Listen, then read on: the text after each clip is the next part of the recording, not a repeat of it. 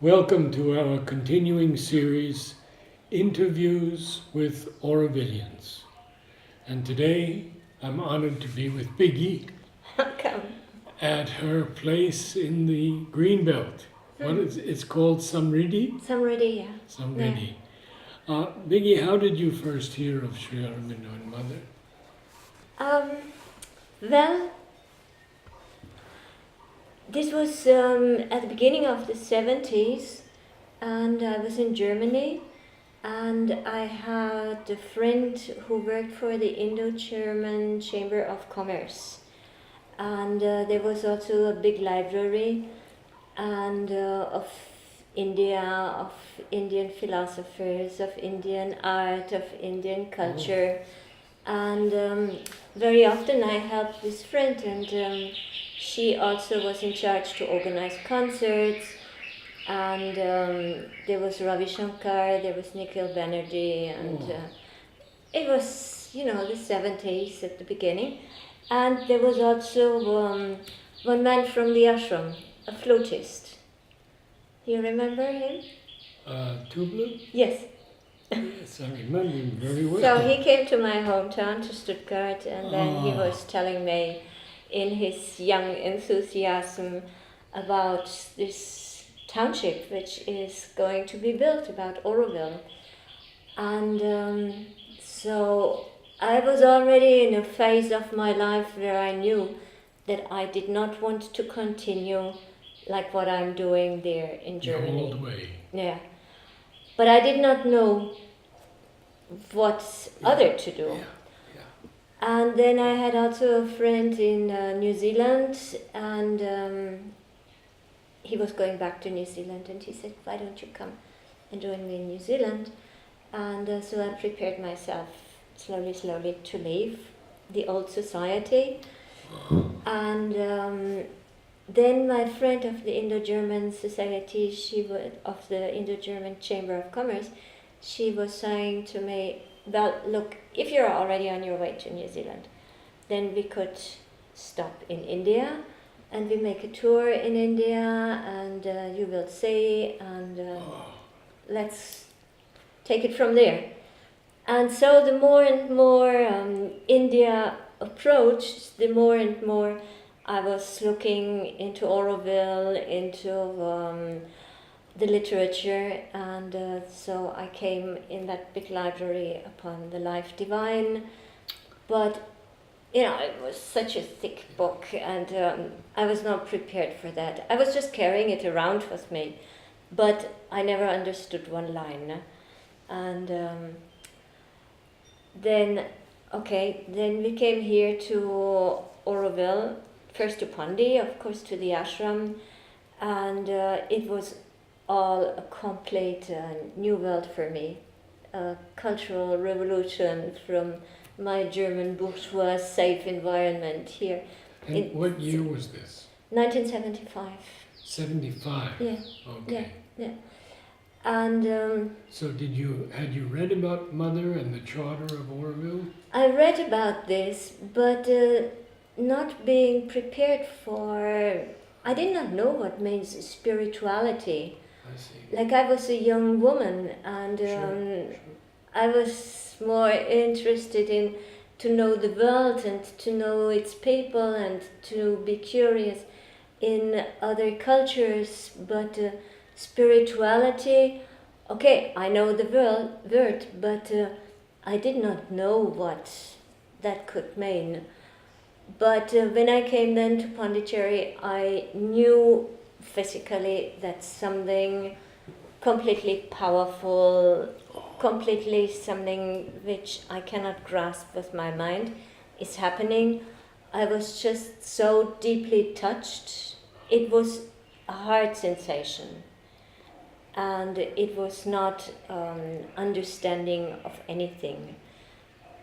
And the only thing which I understood in those years, in the very beginning, was The Adventure of Consciousness by Satprem, and the preface of the book when he was talking about that all the mountains had been climbed, all the Yes, everything had been things done. Yes, had yes. been explored. Yeah. So, like now, it's the time for for another adventure.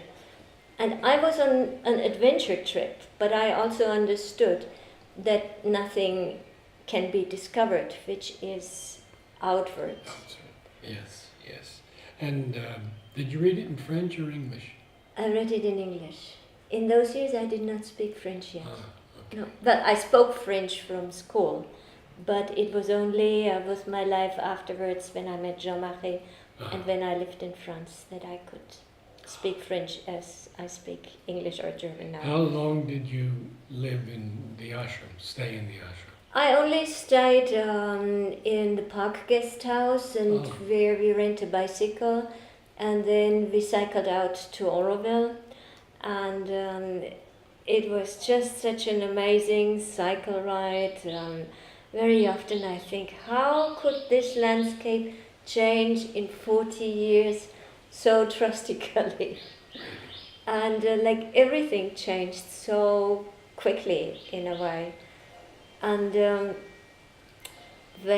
so I remember that road which goes going like that from the beach road up to Aspiration, and on the mid of the road I just collapsed. I had a heat stroke.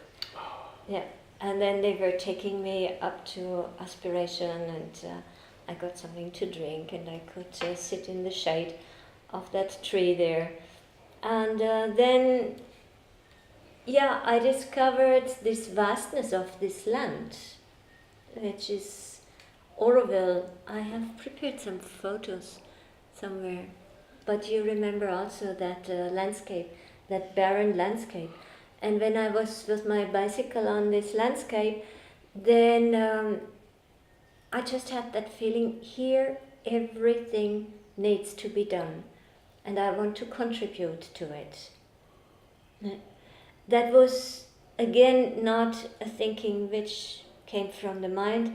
It was a heart feeling, it was a physical feeling that I would like to be part of this amazing adventure of consciousness. That's how I interpreted it for my life. And of course then I went to the ashram, I went to the library there, where I was introduced to Metananda and many other ashramites who brought Sri Aurobindo and Mother that close to me, that again, in those years I did not understand anything of what was written. The only thing I could read was the prayers and aphorisms, and the aphorism of Sri Aurobindo, like ego is the helper and ego is the bar. Yes. I think it's one of the first ones on the first page of the book. And because to find out, many people, they were talking about the ego in Aurobindo and the ashram. I thought, what is the ego? For me, the ego was something which, well, to be egoistic was not something very kind. Yes. But then when I read ego is the helper, ego is the bar, then I thought, something else. Yeah. So to discover who am I through that aphorism was another task, which was being done for me through that red soil here, where I immediately put my hands into it, and I could not let go of it. I always worked with it, earth here. How did you choose the green belt? The green belt chose me. I was living in the first months in utility. With Mali? I did not live with Mali. No, I mean, but in Mali was community, there. his community. Yeah, he was there. And after having traveled in India and arrived here, utility with this bridge over the canyon with its green, well-tended garden was for me like, this is a miracle. I've discovered paradise. Yeah. And so I was sitting in that garden and working there and living there for my first 3 months without ever going across the bridge again, because I needed some sense of security, and that place provided it. There was a certain discipline which gave my life also a structure. I needed that. And then also because it's a garden, and I'm coming from the town. I have never had in my first 20 years of life, I did not have a relation to plants. How old were you when you arrived? 25. 25. Yeah, yeah. And so in this garden, I discovered my skill for plants and my love for plants. And only later on, I thought, all the women of my family, my mother, my aunts, my grandmother, my sister, they have all a green thumb. And one, she had a huge, how do you call that in English? In Pépinière, a garden, not a garden shop, a nursery. She had a nursery. The other, she was just a garden freak, where she raised her own vegetables and salads and everything. My uncle was a garden architect, a landscaper. And I only thought of them afterwards, when I was here. When everybody said, you have a green thumb, and then yeah, it's not only coming like that, it's in my family. Yes. It runs in the family. So anyhow, in utility, there was also, every evening we sat together, the whole community, and there was some sort of a meditation. And so that helped me. That was my introduction, in fact, to meditation. No, before, I never would do something like that. And then when I went out of utility after the first 3 months, that was about Christmas 1975, then I went to the Samadhi, I visited that. No, it was on my birthday. It was on my birthday when I was allowed to visit Sri Aurobindo's room. And my God, the flow of tears which came out, because that was really that feeling, I'm at home. I'm at home here. And there was Champaklal sitting there, and across there was this huge photo of Sri Aurobindo on that green armchair. And on the left there was Champaklal. And I was supposed to keep my eyes closed, but I always had to look, because I also didn't want to show my tears running down. So I had to blink sometimes. I said, but this is not possible. Here sits Sri Aurobindo.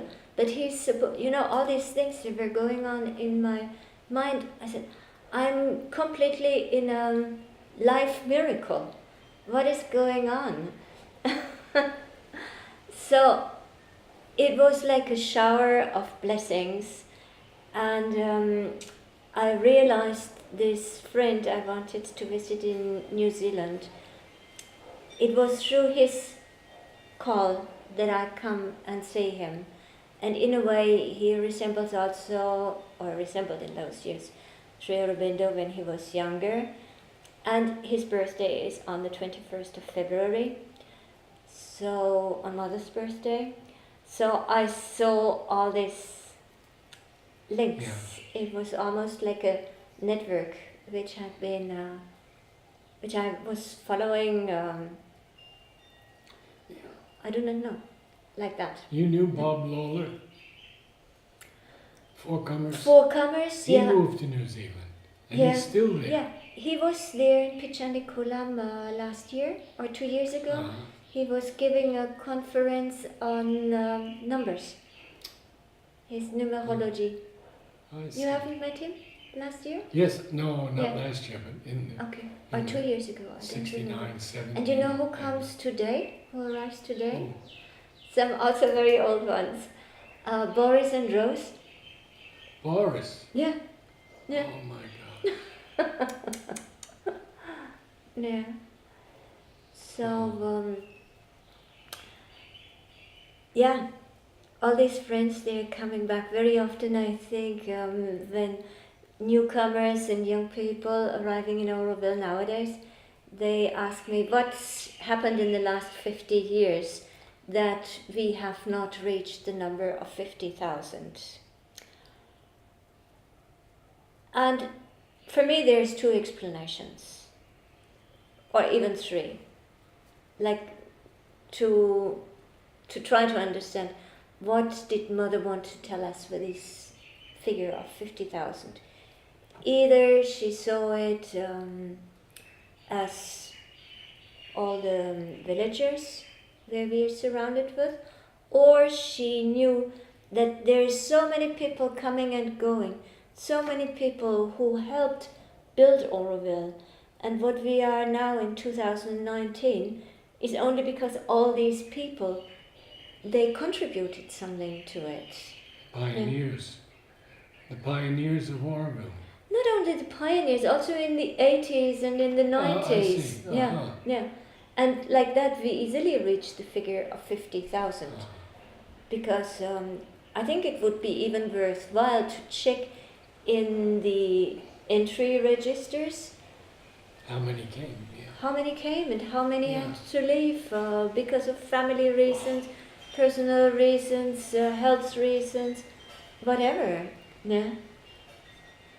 Everybody had its thing to do So, here. did you go to New Zealand? Never. finally?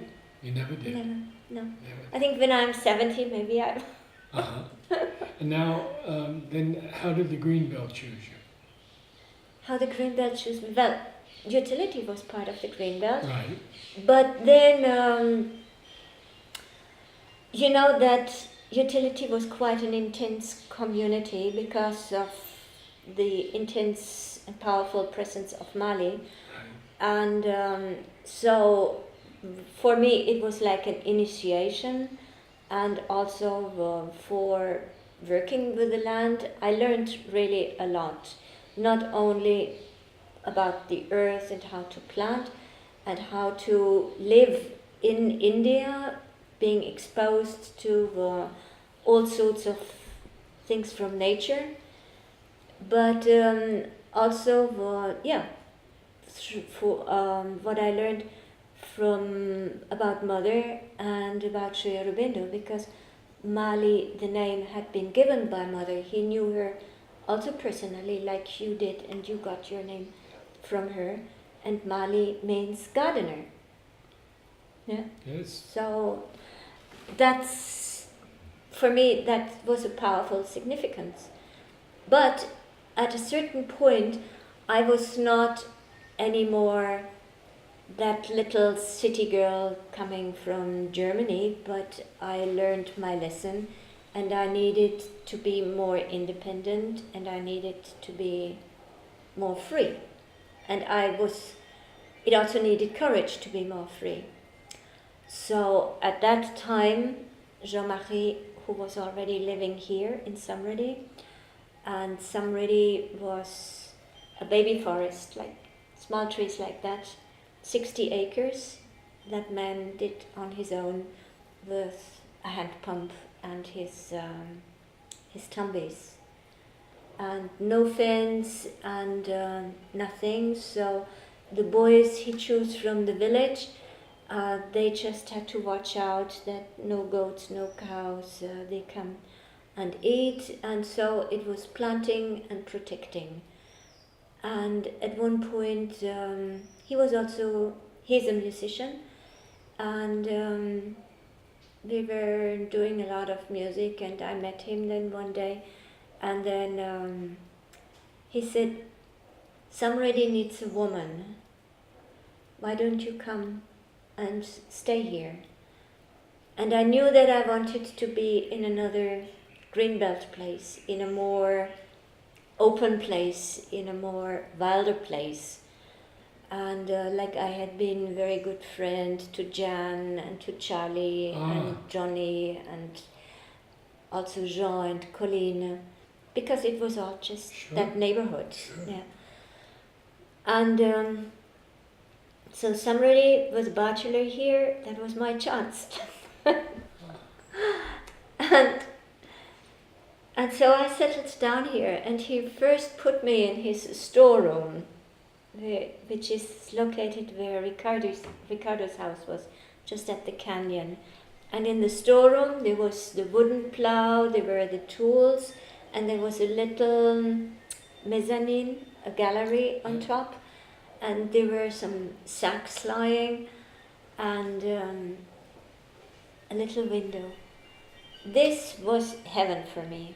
This was heaven. Like at night I was just sitting there on my little plank. We didn't have mattresses at that time. We slept on planks. And I was looking out, and there was just this huge sky with all the stars, because one could see up down to the sea.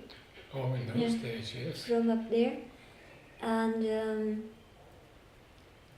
that was how the Green Belt found me. And since then, yeah, I'm here in Samrudi still, you can see that. And that's why I'm here. Like now it's planted forest, finished forest. The development of Samrudi happened in a different way than it was started, because in 1980, Jean-Marie and I, we left here. And there was the problem with the society. Also, I was pregnant in that year, and I had malaria before, and I could not recover. We were living in those years, really, it was hard work. We did not have a bathroom, we did not have electricity. As I said, we just had a hand pump, and the trees, they were only that big, no shade.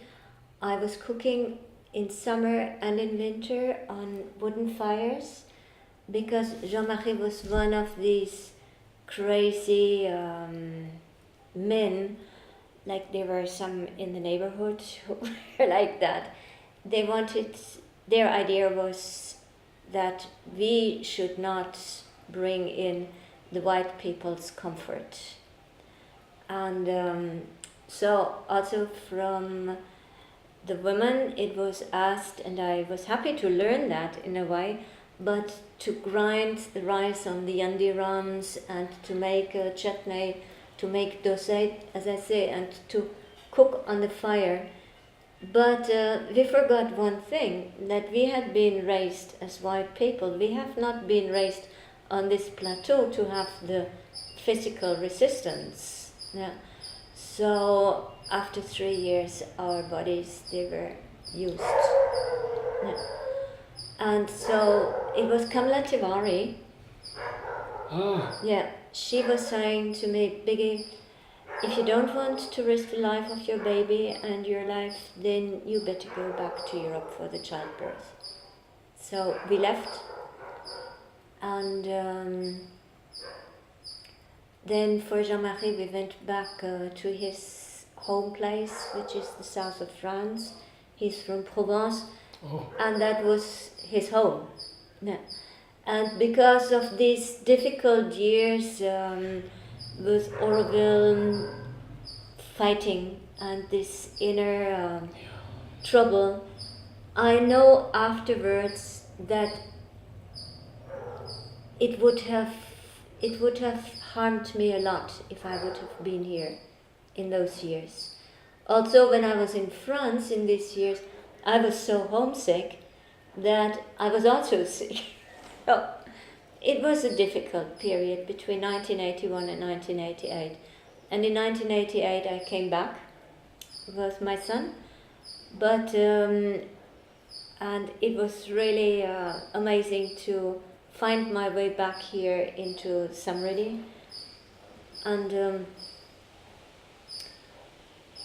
then I found that Samrudi, the management and the work in Samrudi have been divided amongst three stewardships.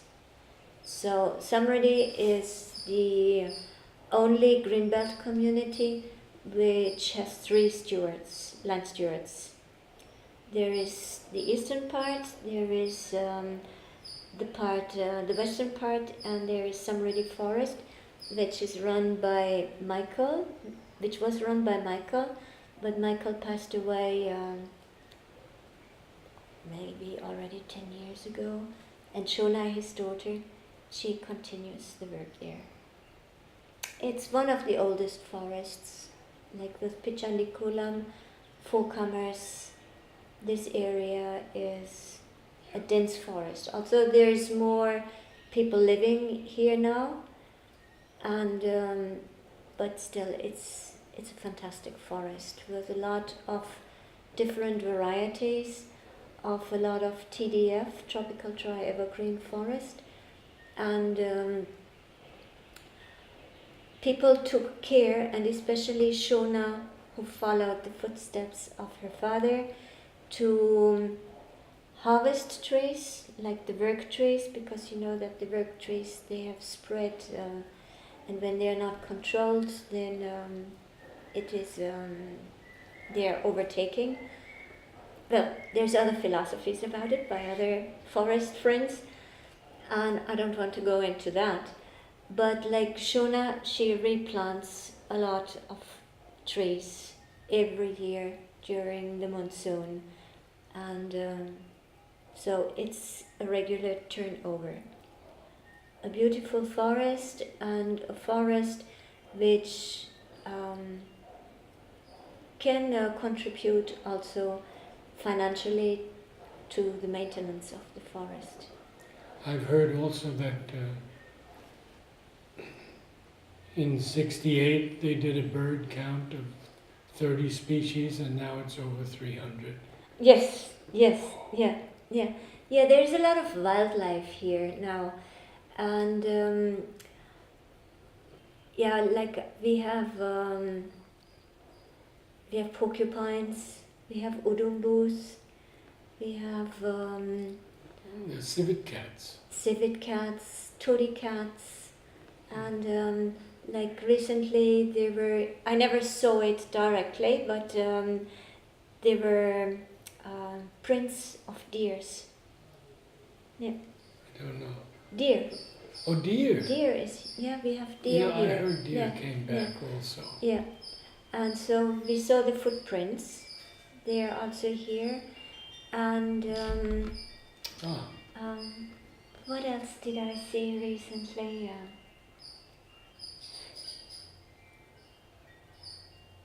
A wild pig. Wild pig, I've seen. Yeah. And also other friends have said that there is the presence of wild pigs. What is going on with the lack of teaching of Sri Aurobindo and Mother in Auroville? My friend met someone last week who was here for 3 months, and she said she never heard the name of Sri Aurobindo or Mother, knew nothing about them. Well, that's a question I cannot put into my daily life, because my daily life is Sri Aurobindo and the Mother. I feel an enormous gratitude that I can be here. I feel that it's all because of them. Yes. Yeah. Yes. So, but your question is why the lack of teaching? There is also no lack of teaching, because if you look into the news and notes, into the schedule, there is a lot of courses being offered in Savitri Bhavan. In Savitri Bhavan, yes. So if people, they consider that there is a lack of teaching, then it's maybe a lack of their interest. Huh. Yeah. Because there is, I observe there is different interests of people settling in Aurobindo nowadays. It's not like, and you know this just as well, when you listen to the stories of people, how they came here in those years, it was the hippie years still, it was people traveling, and people heard the name of Pondicherry and the mother somewhere on the road, somewhere in Kabul, or I do not know where, and then they came, Yes. with their backpack or with their handbag or whatever, and all of a sudden they were here, and they were here without too many financial means, True. and things were given to them. Yeah, they were doing things for obtaining these things, but nowadays, yeah, I don't think that we can ever how do you say that? Reconstruct that type of situation. Yes, I think no. Yeah. That's gone now. That's gone. Yeah. Yeah. Yeah. And this is also for me like, sometimes I say to friends, in those years, I saw miracles around every corner. Yeah, everywhere where I went, things were just happening which I could not explain, but which were helping to grow, which were helping to understand, which helped to work and to function. And in those days there was no internet, there was no telephone, there was nothing. No cell phones. Like, yeah, I had to go maybe once every second week to Pondicherry, to the ashram post office, to get my letters. And even a lot of mail was lost in those years. So there was nothing as reliable as the communication happens today. And still, things happen perfectly. No? Yes. Yeah. Do you feel Mother and Sri Aurobindo with you all the time? I feel them all the time, might not, because I'm not conscious all the time. Sure. Yeah. I mean, regularly. Yeah. Regularly, certainly. And then sometimes when something happens where I struggle a little bit with, then like at the time when the news, for example, came that we might have an auto route here in our neighborhood, Yes. then I said, Mother, what happens? What's your intention? And I sort of have this inner dialogue. Oh. And no, this is nothing pretentious. I mean, I don't claim that she is talking to me, but Understand. I make it up. Yeah. And so I get answers. Yeah. But which again strengthen my faith. Yeah. Because I know that we should not despair, we should not doubt, Yes. and all that. And so, in a way, this is just a test again for how confident can I be. Now it's a train route. There is always anything. Yeah. And that's another thing which I appreciate in the Green Belt is I feel exposed. Yeah. If I would live in a city apartment, I might have other challenges. But these challenges, they are coming then by maybe a certain intolerance which I would have to the neighbors because I need a lot of space around me. Whereas here in the Green Belt, our living together is in such a way that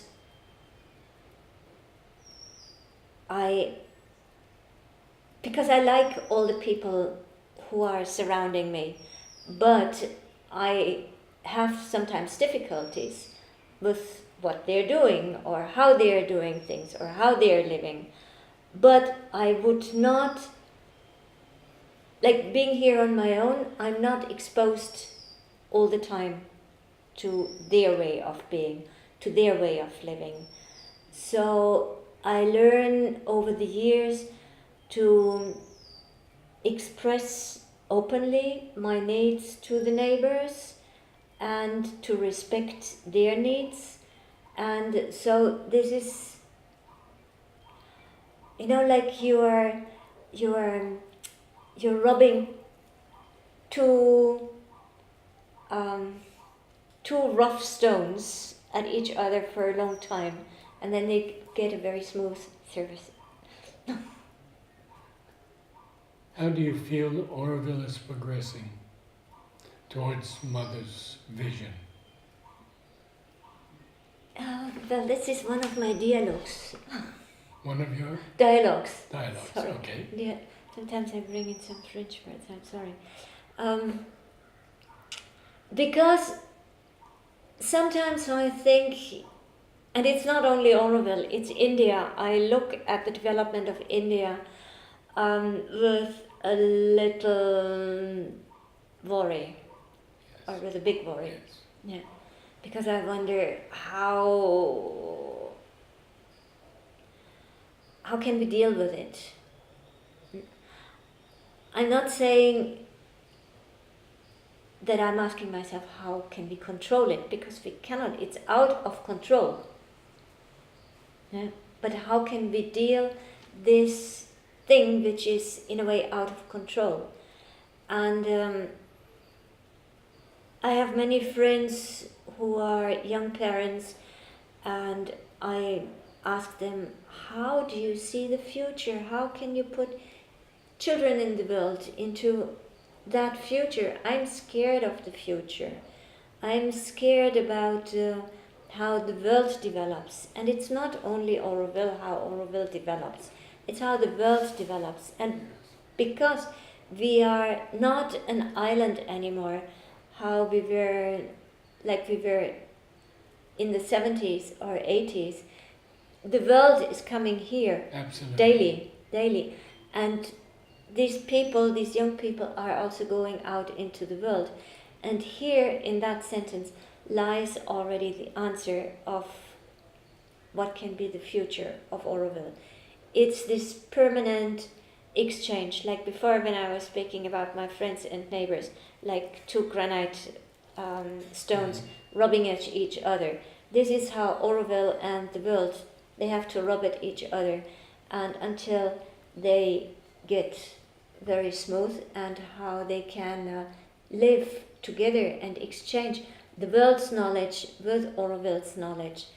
And recently there had been, from the French Pavilion, there was a conference organized about a theory which is called collapsology. Did you hear about it? Collapse, this is in that word. And from friends in France, I hear that there is in many public places conferences being held about this topic, collapsology. How will the world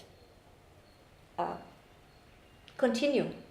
Yeah, not collapsing, because in a way it needs to continue, but and what leads to an eventual collapse. I only was once to that conference, but what I understood is that communities like Aurobindo, with a spiritual background, that these communities can lead into another future where things do not absolutely have to collapse, but the idea of sharing, whether this is food, space, finances, skills, that this is the future.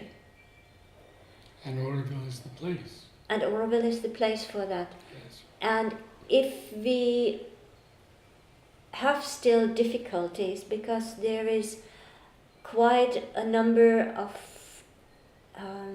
activities happening in Aurobindo which bring people in a concentrated way close together, and there is a lot of skilled people invited to Aurobindo who hold workshops, who hold conferences, and who bring in these possibilities, who can show us. And I'm very curious to see that, to live that. And as I was grateful to participate in the early years of building Aurobindo, I hope that I can remain fit and healthy enough for the future to get a little glimpse of how we will be able to go through that. Wonderful. What do you read of Sri Aurobindo and Mother these days? Or do you read? Many people just work. No. I start my day after my shower, and then I do my yoga, and then I sit down for a few minutes, and then I have either Savitri or I have question and answers, the letters on yoga, and as I say, the life divine. It's not written for me. I need something short, precise. And direct. Yeah. Yes. If you would look into my book of Savitri, then people don't like it. But this is just my book. I would never do it in other people's books or books which I give out of my hand, underline and make remarks and things like that. But Savitri is completely colored with my pens. Could we see a page or two? From Savitri? Yeah. I have it upstairs. Huh? I have it upstairs. I mean, Shall I bring it down? Yeah, put it on camera just. Like there's dots and there's this and underlined. And there it's in yellow. Oh, but it's very nice. I try to do it discreet in that it's not completely, but so it's just with these dots. There was a remark. It's Aurobindo 70s.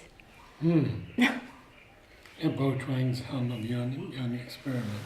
It's beautiful. And these are your experiences as you go through Savitri? Yeah. Look at that. Wonderful. Just find a page where there's some color.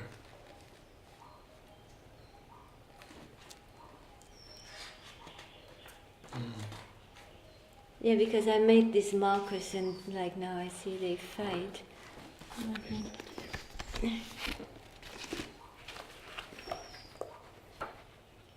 Here, you can have the red and the green dots there. Yes.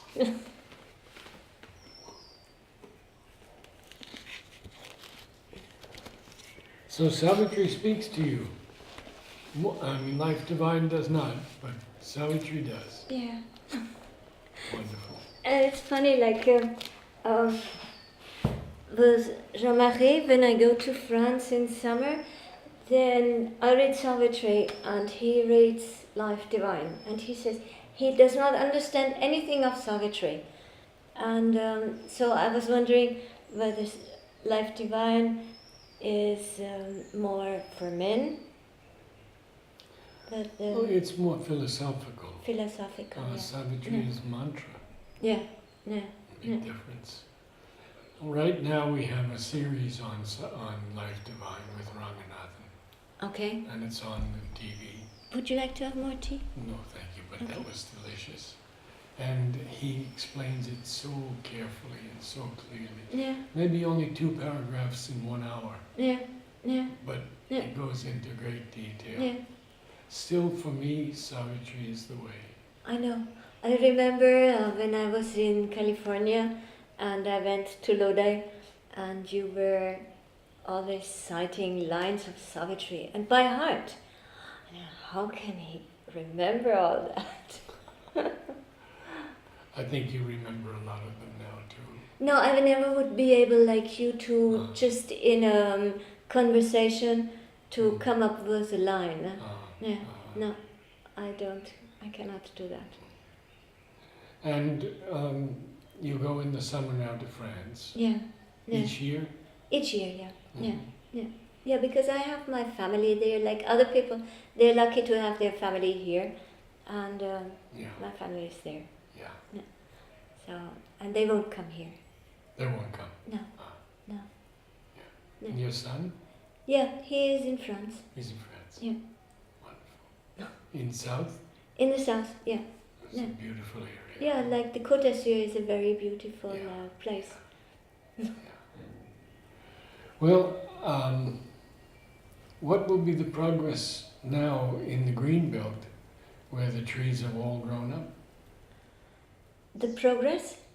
Will there be harvesting of No, trees? like there is still a lot of planting to be done, but first we have to buy the land. You know that only, I think recently I read 50% of the land, even more than 50%, much more. I worked in the land fund in the end of the 90s and at the beginning of 2000. That was an office part of my involvement with the land here. Mm-hmm. And there was in those years quite a lot of land being bought, like also the botanical garden was bought in those years where I work now, and like now there is this other group for land fund, and I know that for example in the northern green belt, there north of Fertile, there is still land which is not as costly as around Kuyapalayam or Edian Chavadi. And there is a young Aurovillian, I think he was born in Auroville, Rishi, and he has as a project to have this area as a forest. So that would mean all the northern part of Auroville would be protected by a forest. And this is very poor land with a lot of pebbles. There is pebble mining also going on. And so it's a poor land as this part, the eastern part, was when we came here in the 70s. So I have a lot of hope for these young people that they have the energy and the means to create that forest, because that would be really, really beautiful and necessary, that Auroville understands the value of such a protection. My friend Mandakini is doing a lot for the purchase of land. So she is close to you. Yes. Wonderful. So we are in the best hands, you know that. Yes. Okay, because the western part of Auroville, the western green belt, this towards Irumbai and that area, this is agricultural land. So there to have a forest there and with Kotakarai and all the villages, impossible. The southern part, there is Pondicherry. Yeah. The eastern part, we have already that belt here with Samridi, and then further on we cannot go because then there is the sea and Bumeyapalayam and the ECR. Right. So if there is a real dense forest belt, then this northern area would be ideal. Yeah. And it goes up to 9 palms. Yep. So it's quite a good stretch of land. Yeah. And recently, yeah, with the input of Mandakini and her team of the Land Fund, they could buy quite a number of plots. Yes, I've seen the Yeah. reports. Yeah. Yeah. Yeah. And you know my daughter Shally, Sure. and she's back again, working with what SAI, Okay. the main group there. Yeah. Yeah. Yeah. How Yeah. has the Prime Minister's visit impacted Aurobindo in a positive way?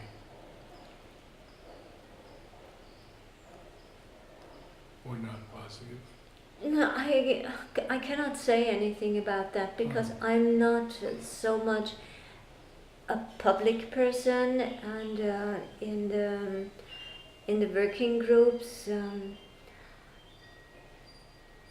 maybe there is a lot of